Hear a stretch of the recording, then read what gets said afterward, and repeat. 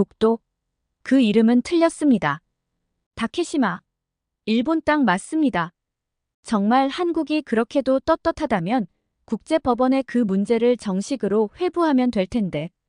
분명히 무엇인가 캥기는 게 있으니 그러지 못하고 매번 일본의 뒤에 숨어 있는 것이 아니겠냐고요. 여기 런던의 시티 대학교 강의실에서 기시다 후미오라는 일본인 교수가 흥분을 참지 못하며 독도는 일본 땅이라는 거짓된 망언을 주장하며 학생들과 토론을 하고 있습니다. 거기에 맞서 또박또박 논리적인 말로 받아치고 있는 한 한국인 학생이 있습니다. 어떤 사연인지 한번 들어보겠습니다. 안녕하세요. 저는 런던 시티 대학교에 다니고 있는 존 데이비슨이라고 합니다. 저희 학교에서 너무나도 큰 충격적인 논쟁이 벌어져 이 사연을 쓰게 되었어요. 런던의 시티 대학은 그래도 세계에서 알아주는 인재들이 모인 학교인 만큼 교수님들과 수업 중 열띤 토론을 하는 학생들도 꽤나 많습니다. 학생들의 반응도 좋아 한 주에 적게는 한 번 많게는 3번까지 토론을 베이스로 한 수업을 진행하시는 교수님들도 있을 정도예요. 의견이 다르지만 누구나 논리적인 근거를 가지고 토론을 즐기면서 서로를 존중합니다. 그런데 그날의 수업만큼은 상대적인 비난과 일방적인 강한 주장에 모두들 깜짝 놀랄 일이 있었습니다. 다들 경악했죠. 그래서 그 일을 글로 써보려 합니다. 저는 영국에서 태어나고 자라면서 시티 대학교는 꼭 가고 싶었어요. 저희 부모님은 스코틀랜드 출신으로 두 분 다 꽤나 알아주는 셰프시랍니다. 어렸을 때부터 요리를 하시는 부모님을 보고 자라 항상 맛있는 음식들을 먹을 수 있었고 메뉴 개발도 쉬지 않고 생각하셨기에 각국의 다양한 음식을 맛보기도 했었어요. 제 눈에 비친 부모님은 음식과 요리에 대한 숱한 고민과 넘쳐 흐르는 열정으로 가득 찬 세상에서 제일 멋진 어른이었습니다. 그렇기에 저는 당연하고도 자연스럽게 부모님을 동경하게 되었습니다. 그 덕분에 좋은 환경에서 공부도 더 열심히 했으며 제가 원하는 좋은 대학을 가려고 잠도 줄여가며 공부를 열심히 했어요. 그때 저의 안식처는 책을 읽는 거였어요. 그리고 저희 부모님은 책 읽기도 무척 좋아하셨는데 저도 어려서부터 그 모습을 보고 자라 그 덕에 공부에 흥미가 빨리 붙었던 것 같아요. 그리고 공부에 집중하다 보니 다른 취미는 생각도 할 수가 없었죠. 친구들 만나는 시간에 좋아하는 책을 읽어야 제 피로는 그나마 한결 풀릴 수 있었으니까요. 저는 일본의 경제와 노래 등에 관한 책들도 자주 봤어요. 어느 날 하시모토 겐지라는 작가를 알게 된 후부터 일본 책에 폭 빠지게 되었습니다. 하시모토 겐지는 어려운 가정에서 오뚜기처럼 넘어지면 일어나 지금의 베스트셀러 작가로 거듭났다고 해요. 아무튼 하시모토 겐지 작가 때문에 일본에 대해 관심도 커져만 갔고 일본의 문학에 점점 빠져버렸죠. 그래서 저는 돈이 생기면 겐지가 살고 있는 나라인 일본으로 여행을 꼭 가보고 그가 자랑하는 일본 음식도 먹어보는 게 저의 목표가 되었어요. 그렇게 틈틈이 일본에 관한 책을 읽고 밤낮 없이 공부를 열심히 한 덕분에 시티 대학교에 합격을 할 수 있었답니다. 대학에 와서 제일 기뻤던 점은 마음껏 일본에 관한 책을 읽을 수 있었기 때문이었어요. 그러던 어느 날 조그만 홍보용 포스트가 저의 발 앞에 떨어져 있었는 걸 발견했어요. 바로 일본 문화교류를 통한 모임을 갖는다는 홍보용 글이었죠. 저는 일본 문화를 좋아하는 친구들과 만날 수 있다는 기대감으로 너무나도 마음이 설레었습니다. 전 곧 바로 입회 신청을 했고 드디어 모임에 처음 나가게 되었습니다. 무엇보다도 일본 학생들이 상당히 많았으며 드문드문 저와 같은 외국인 학생들도 있었어요. 자기소개 시간이 다가왔고 저는 떨리는 마음으로 제 소개를 하며 하시모토 겐지를 좋아해서 가입하게 되었다고 말을 했어요. 이후 쉬는 시간에 어느 한 남학생이 저에게 다가와서 자기도 겐지를 존경하고 좋아한다고 말을 걸었어요. 겐지의 책 속에서 나오는 장소에 가봤다며 여러 곳의 장소를 보여줬는데 저도 무척이나 가보고 싶었던 곳이었어요.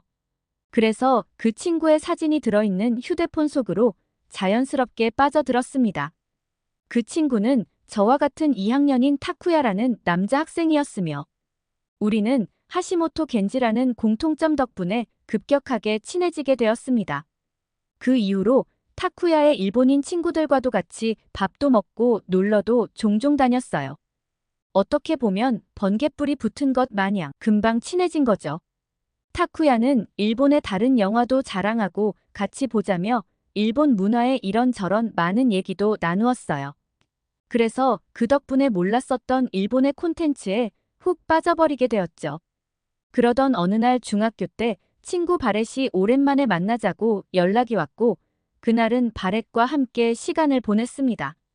바렛은 요즘 뭘 하고 지내냐고 물어보더군요. 잠시 생각해보니까 요즘 일본인 친구들 하고만 어울리고 다녔던 것 같다는 생각이 들더라고요. 아무튼 바렛은 뮤지컬 동아리에 들어갔는데 동아리 여행으로 한국에 다녀왔다며 얘기했어요. 저는 너무도 궁금해서 어땠었냐고 물어봤죠. 그런데 바렛은 말을 하지 않았어요. 계속된 침묵에 궁금했던 저는 왜 그러냐고 형편없었냐고 묻자. 바렛은 내가 한국에서 본 것들이 정말 너무 좋아서 뭐부터 말해야 할지, 한국에 대한 얘기는 오늘 밤을 새서 말해도 다 할 수 있을지 모르겠다고 했죠. 순간 저는 알버트와 쓴 사진 작가의 사진들을 보며 깜짝 놀랐습니다. 한국이라는 곳이 이렇게 볼거리도 있고 재밌는 나라였구나 하고요. 그러자 바렛은 보이는 게 전부가 아니라며 한국은 음식도 아름다우면서 신기할 정도로 맛있고 특히 어느 나라에서도 잘 볼 수 없는 친절한 한국 사람들도 많다고 했어요. 영국에선 절대로 볼 수 없는 감동을 느낄 수 있는 곳이 한국이라 하며 아마도 뮤지컬 동아리 친구들 전부 한국 여행에 300% 만족했다고 말을 했을 거라며 얘기를 계속 이어나갔죠. 그리고 여행을 다녀온 후 동아리 안에 한국 음식 소모임이 생겼다는 말에 한식을 좋아하는 친구들끼리 한식당을 찾아가기도 하는 모임인데 바렛도 이 모임의 회원이라고 했죠. 다음 주에 돼지 껍데기와 막창 음식을 먹어보러 가기로 예약을 했다며 궁금하면 함께 해도 된다고 했어요. 제가 아는 한국의 음식은 기껏해야 김치와 김밥 그리고 라면이 전부였거든요. 바렛이 보여준 사진들과 얘기로 들려준 한국 음식들이 무척이나 궁금해졌고 저는 바렛의 제안을 선뜻 받아들이며 가겠다고 했어요. 그렇게 바렛과 다음 주에 만나기로 했죠. 다음 날 타쿠야는 도대체 어제 누굴 만났냐며 궁금해 하더라고요. 사실 거의 매일 타쿠야와 일본 친구들과 만나서 일본에 대해 얘기를 했었으니까 궁금할 만도 했을 것 같았어요. 그래서 바렛 얘기를 해주고 다음 주에 돼지 껍데기와 막창을 먹으러 가기로 했다고 하니 타쿠야는 표정이 별로 좋지 않았어요.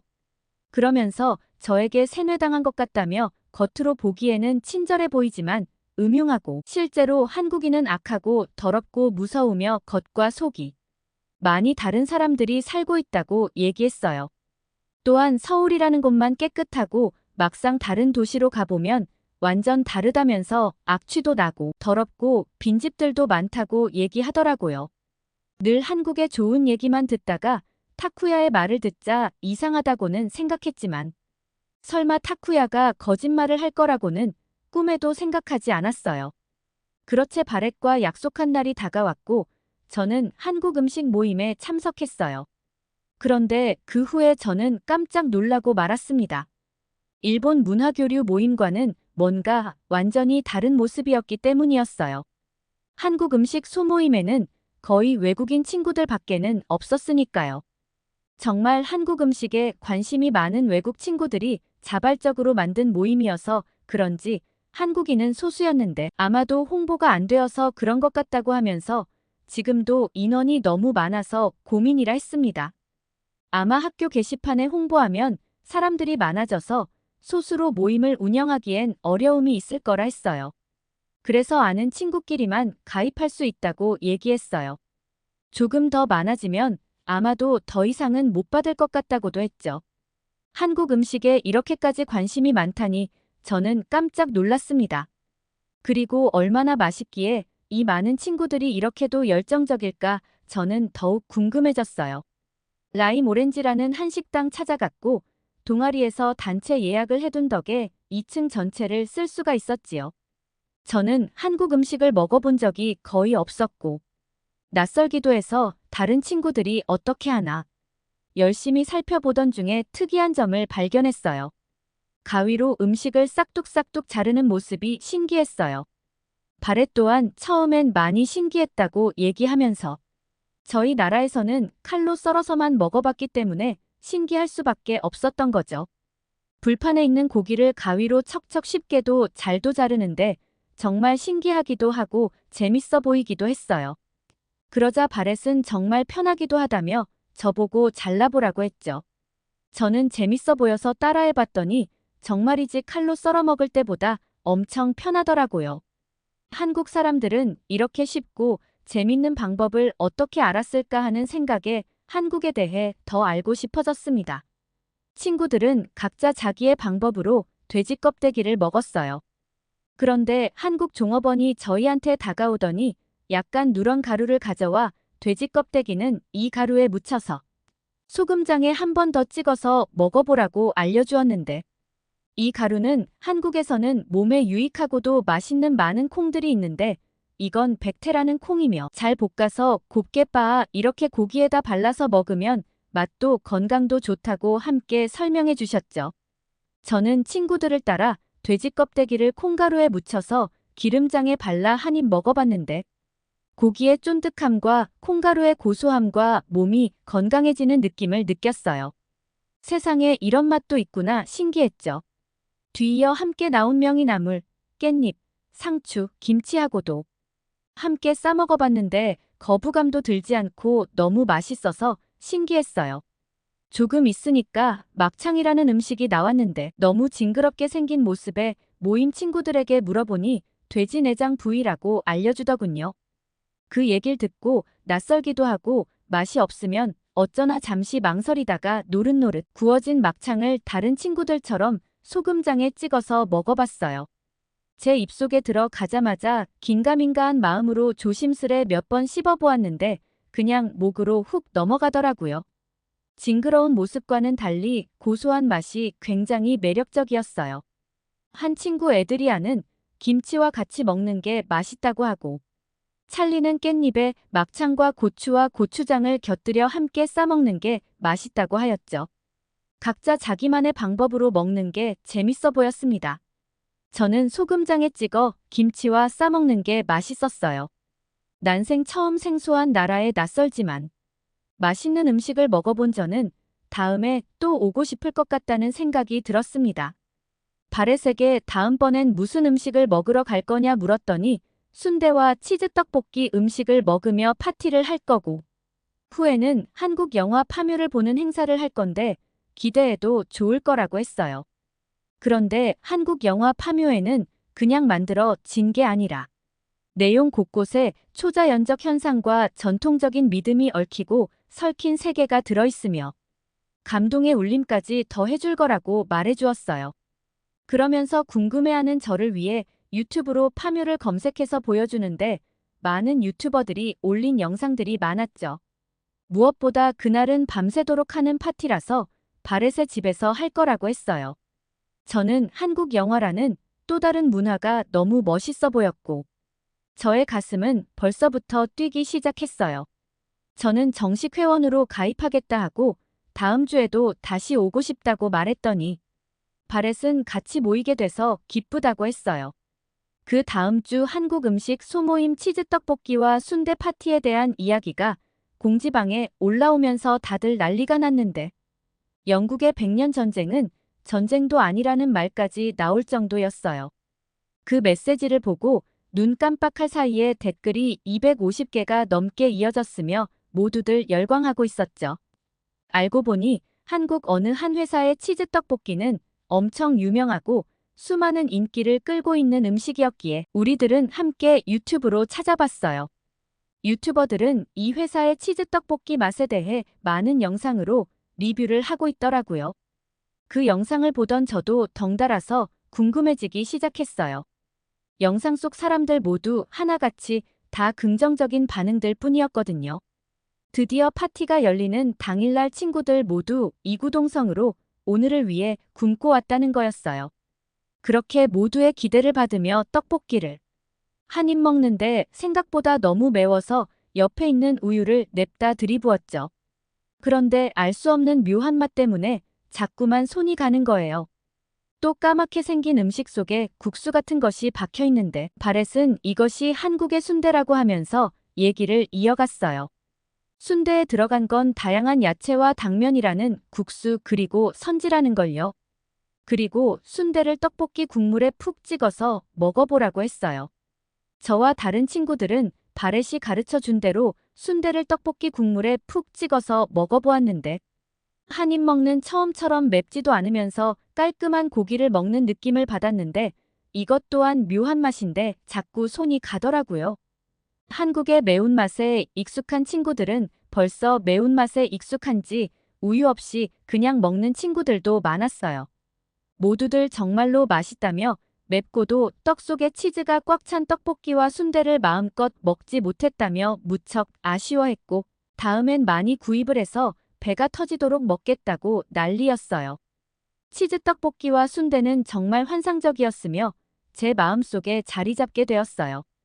그렇게 맛있는 한국 음식을 먹고 난 후에 저희들 모두는 바렛의 거실로 자리를 옮긴 다음 한국 영화 파묘라는 영화에 슬슬 빠져 들어갔죠.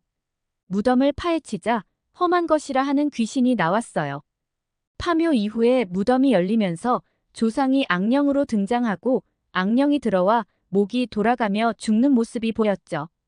또 다른 관 안에는 일본 출신의 귀신 오니가 들어있었는데 오니는 홀령의 형태가 아니고 실체가 있는 괴물로 등장했으며 오니는 원래 일제강점기 시절 일본에서 수많은 사람들을 죽인 다이묘이자 사무라이였습니다. 죽은 이후 신으로 모셔졌던 그를 무당이 한국의 길을 꺾으려고 했었던 것이며 일본은 한국으로 건너와 계속해서 한국의 땅에 쇠말뚝을 박는 만행을 저지르는 걸 보고 비록 영화였지만 한국을 깊게 생각하게 되었으며 충격을 받았어요. 그리고 저는 한국 콘텐츠에 푹 빠져버렸습니다. 그래서 일본 교류 모임보다는 바렛과 함께하는 한국 음식 모임에 다니느라 바쁜 나날을 보내게 되었어요. 매번 신기하면서 맛있는 한국 음식과 한국의 이벤트들은 저를 또 다른 새로운 삶을 살 수 있게 해주었어요. 그러던 어느 날 타쿠야를 학교 근처에서 만났고 오랜만이라면서 왜 요즘 일본 동아리에 나오지 않느냐고 묻더군요. 저는 타쿠야에게 저번에 먹은 한국의 치즈 떡볶이와 순대 파티를 했던 얘기를 기쁘고 재밌게 들려줬습니다. 그러고 나서 타쿠야에게 다음에 꼭 한번 같이 가자고 제안을 했어요.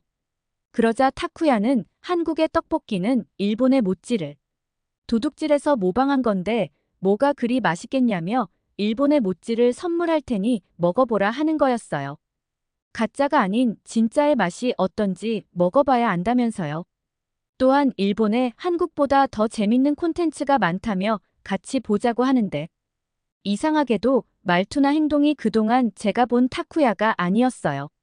그 전에는 항상 싹싹하고 다정한 말투였다면 오늘 그의 얼굴은 이상하리만치 상기되어 있었고 무섭게 말을 쏘아붙이는 다른 그의 모습에 놀라 소름이 돋았어요.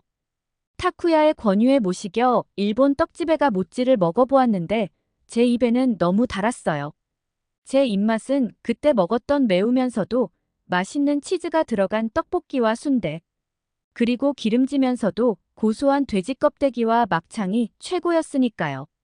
그 후 일본 영화를 봤는데 일본 영화는 늘어지는 내용들이 대부분이라 흥미가 없었어요.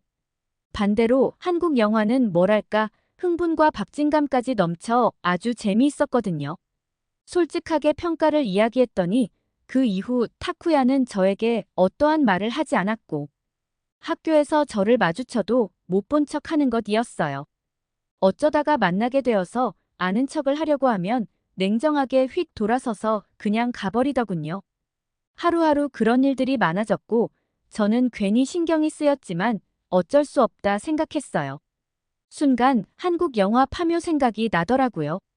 영화 자체가 무섭고 공포스러운 것도 있었지만 제가 일본 문화를 타쿠야와 함께 접하면서 알게 된 것들과는 전혀 달랐기 때문이죠.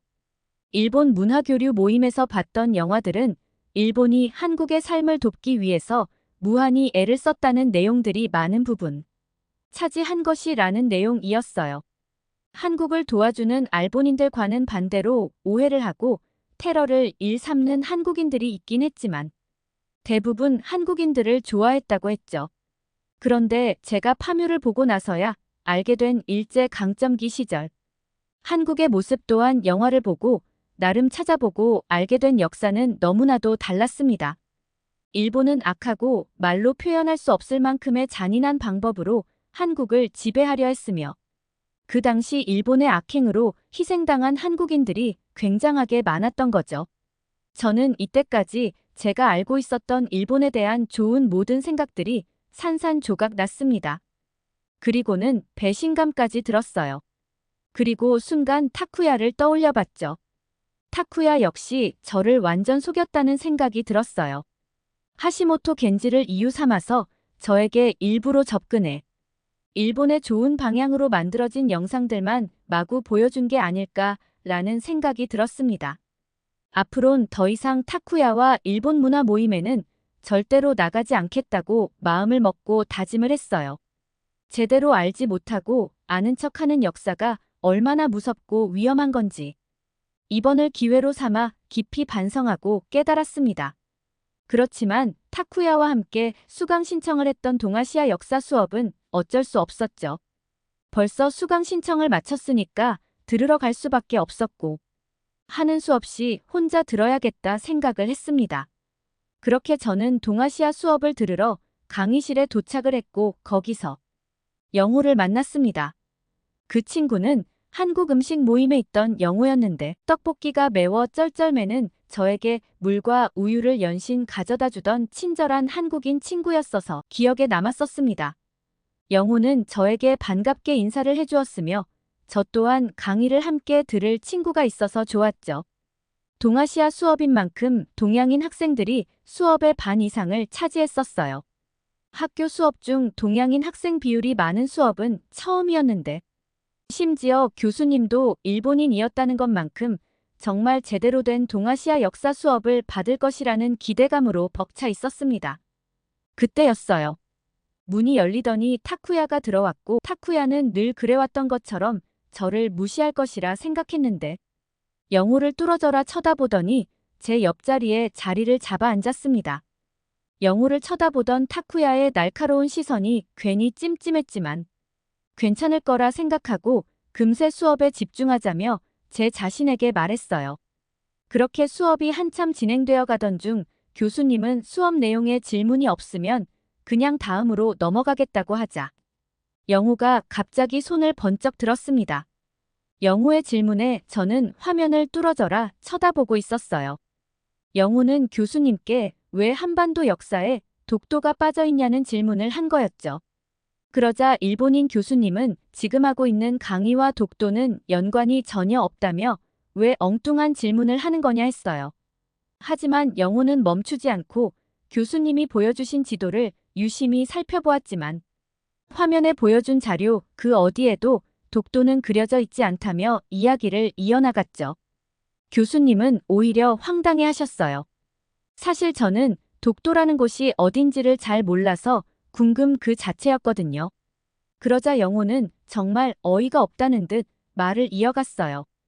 독도는 아주 옛날부터 당연히 대한민국의 땅이라고 지도에 표기를 해주셨어야 하는데 아예 처음부터 지도에는 분명 있었을 텐데 교수님이 독도를 일부러 없애버린 게 아니냐고 물었죠. 강의실에 앉아있는 모든 학생들이 입을 딱 벌리며 깜짝 놀라고 말았어요. 교수님이 지도에 무언가를 없애고 수업을 했다면 이건 아주 큰 문제가 되기 때문이니까요. 바로 그때 타쿠야가 자리에서 벌떡 일어나서는 큰 소리로 지우고 말고 그게 뭐가 그리 큰 문제야 어차피 일본 땅인데 라며 되물었어요. 그러자 교수님께선 좋지 않은 표정으로 어디서 무례한 질문을 하는 거냐 화를 내셨고 독도는 일본이 먼저 존재의 가치를 알았고 17세기에 벌써 다케시마 영유권을 확정한 당연스러운 일본 땅이라고 했어요. 그러자 영호는 교수님께서 뭘 잘못 알고 계신 것 같다며 한국은 15세기 책인 세종실록지리에 적혀 있습니다. 조선시대의 서기 512년 신라의 이사부가 우산국을 정벌했을 때 독도는 당연히 함께 신라 땅이 된 것이라고 적혀 있습니다. 라고 또박또박 반박하기 시작했어요. 태정관 지령책에도 나와 있듯이 일본은 17세기에 자기들이 독도 주변에서 어업 활동을 하면서 독도 영유권을 확보했다는 독도 고유 영토론을 주장하고 있다면서 1618년 한 일본 주민이 일본 지방정부에서 바다를 건너갈 수 있다는 허가인 울릉도 도해 면허를 받았다는 거죠. 하지만 허가를 받아야 갈 수 있었다는 것은 오히려 울릉도와 독도를 일본 땅으로 생각하지 않았다는 증거가 된다고 했어요. 그러자 교수님은 영호의 말을 급히 끊고는 독도를 인식했다고 한국 땅이라고 볼 수 없다며 근거 없는 소리라 했어요. 1905년에 독도를 일본에 편입시킨 일본 내 판결이 있다고 하는 것이었어요. 그러자 학생들은 점점 술렁이기 시작했어요. 영호는 반박할 가치도 없다는 듯 짧게 한숨을 쉬더니 말을 이어갔어요. 칙령 제41호 독도는 대한제국 영토라는 이 책에는 교수님이 금방 말씀하신 내용이 적혀 있습니다. 하지만 17세기에 독도를 고유 영토로 주장했다는 주장과 앞뒤가 맞지도 않는 것입니다. 이것은 일본이 한국을 침탈하는 과정에서 일어난 불법적인 일이었습니다.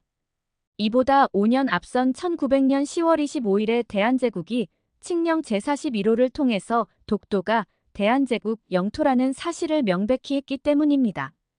빠르지만 듣는 이들 모두 의심을 할 겨를도 없이 완벽한 내용을 뒷받침하여 내용을 설명하는 영호의 말에 교수님이 궁지에 몰리자 타쿠야는 손가락으로 영호를 가리키며 저 한국 학생이 수업 시간에 너무 무례한 것이 아니냐며 그냥 무시하고 수업을 진행하자고 소리쳤어요. 그러나 학생들의 분위기는 정말 진지했습니다. 모두 이 문제에 대해 명확한 근거를 듣고 싶어 했죠. 분위기가 심상치 않게 흘러가고 있다는 걸 알고 교수님께선 다급하게 국제사법재판소 소송 얘기를 꺼내시며 재판소에서 판결을 받으면 되는 건데 한국 측에서 그걸 거부했다고 했습니다. 이것만 봐도 영유권에 대한 자신이 없었기 때문 아니냐고 했어요. 그러자 영호는 교수님이 일본인인데 일본 사람인 걸 왜 법정에서 증명할 필요가 있냐며 되물었죠. 애초에 처음부터 독도는 우리 대한민국 땅인데 굳이 왜 그걸 일본 소송을 받아들여가면서까지 증명해야 하냐고 했어요. 너무나도 당당하고 분명하게 말을 하는 영호의 언행이 정말로 멋있었습니다. 교수님은 너무나도 당황스러운 듯 주머니에서 손수건을 꺼내 땀을 계속 닦으시며 처음부터 그렇게 당당하면 그냥 재판을 받으면 되는 걸 일본을 피해만 다니는 한국을 이해할 수가 없다며 작게 중얼거렸지요. 하지만 모두들 영호의 논리적인 주장에 설득당했어요. 또한 영호는 확실하게 쐐기를 박았습니다.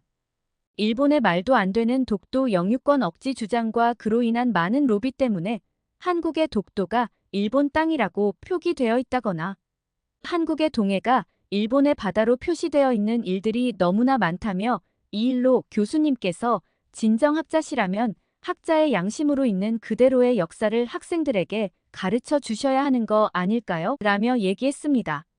그리고 오늘 수업 시간에 잘못된 지도로 수업을 하신 것에 대하여 학교 측에 이해를 제기할 예정입니다. 라고 했어요. 그 말을 들은 교수님은 화가 많이 나셨는지 학생이면 학생답게 예의를 갖춰서 질문을 해야 맞는 건데 수업 시간에 어디서 감히 못되게 방해를 하냐며 혼날 각오를 하라고 하시고는 기분이 너무 나빠서 오늘 수업 더는 진행 못한다며 교수님은 도망치듯 강의실 문으로 나가셨죠. 우리 모두는 영호를 쳐다봤어요. 일본인 교수님을 따박따박 논리로 이겨버린 영호가 무척 대단하다고 생각을 했어요. 저는 영호에게 어떻게 그렇게도 잘 알고 있냐며 역사가 전공이냐고 물었어요. 영호는 정치 경제 쪽이고 자기 나라 역사는 스스로 알고 있어야 된다고 했어요. 외국에 나와서 공부하고 있는 만큼 내 자신이 단 한 명의 외교관이라고 생각하고 있다고 했죠. 나의 말과 행동이 나의 나라 한국에 큰 영향을 끼칠 거라면서요. 또한 한국 역사는 일본이나 중국이 워낙 왜곡하는 일들이 많기 때문에 오늘 같은 일이 생길 때는 제대로 말하고 알려줘야 다른 외국 학생들이 올바른 한국사를 알 수 있지 않겠냐며 덧붙이며 얘기를 했어요.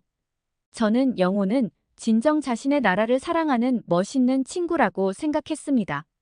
그리고 타쿠야에게 들었던 떡 얘기가 궁금해서 영호에게 물었어요. 타쿠야 말로는 한국의 떡볶이가 일본의 모찌를 한국이 모방해서 만든 거라는데 그게 사실이냐고 얘기를 했어요.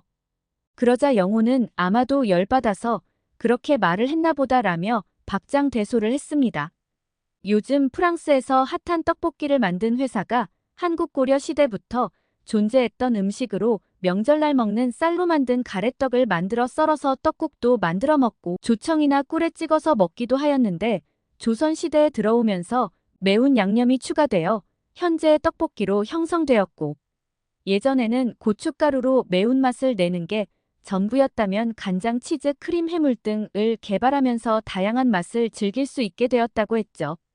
떡볶이는 글로벌한 인기를 얻게 되어 한국의 대표적인 음식 중 하나이며 프랑스뿐만 아니라 세계적으로 많이 알려져 있고 상당히 핫한 음식이라고 말했죠. 오히려 일본인이 한국 기업의 떡볶이 만드는 기술을 가르쳐달라 하여서 퇴짜 논 일은 유튜브를 보고 알았다고 했어요. 저는 한국의 그런 어마어마한 기술력이나 아이디어의 힘은 어디에서 나오는 거냐며 감탄을 했고 영호는 한국인들은 끈질긴 근성이 있다며 한번 한다 하면 꼭 이루는 강한 민족이라고 얘기했습니다. 그렇게 저는 한국에 대해 더 빠져들게 되었고 저의 꿈도 점점 바뀌었습니다. 저는 당연히 부모님이 하고 계시는 레스토랑의 운영팀에 들어가려고 했는데 떡볶이 만드는 한국 회사에 취직하고 싶어졌습니다. 이런 혁신적인 제품을 만드는 곳에서 함께 일해보고 싶다는 강한 생각이 들었거든요. 그리고 여러분께 들려줄 이야기가 하나 더 있습니다. 영호가 왜곡된 자료로 수업을 했던 기시다 후미오 교수님에 대해 이해 제기했고 교수님은 현재 감사를 받고 계세요.